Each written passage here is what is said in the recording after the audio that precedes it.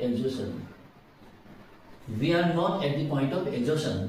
हम थकने वाले नहीं हैं. We are not at the point of exhaustion.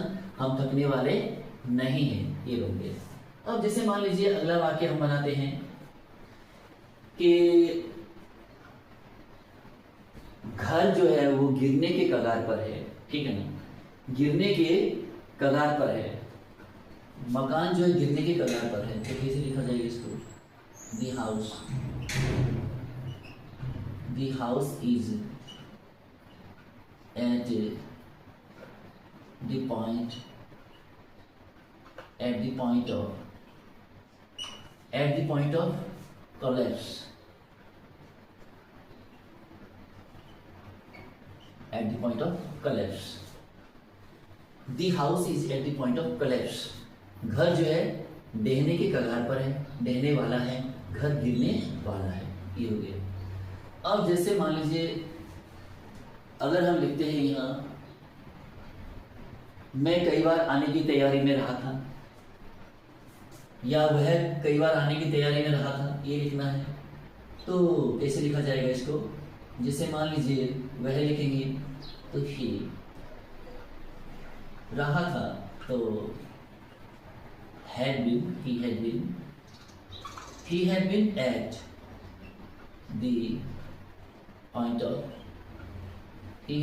the point of वह आने की कगार में, वह आने वाला था, आने के लिए तैयार रहा था. ठीक है ना. He had been at the point of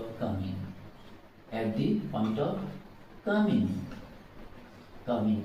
यहाँ आने वाला था, तो यहाँ लिख लीजिए here. ठीक है ना. वह यहाँ आने वाला रहा था, यानी कि आने की तैयारी में था वो.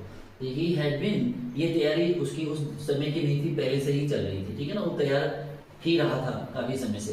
तो he had been at the point of coming here. वह यहाँ आने की फिराक में रहा था. ये हो गया इसका, या आने ही वाला था.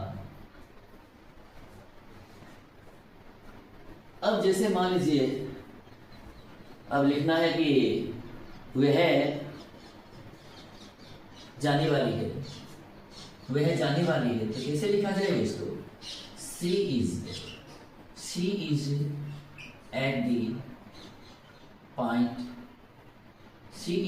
Point of going.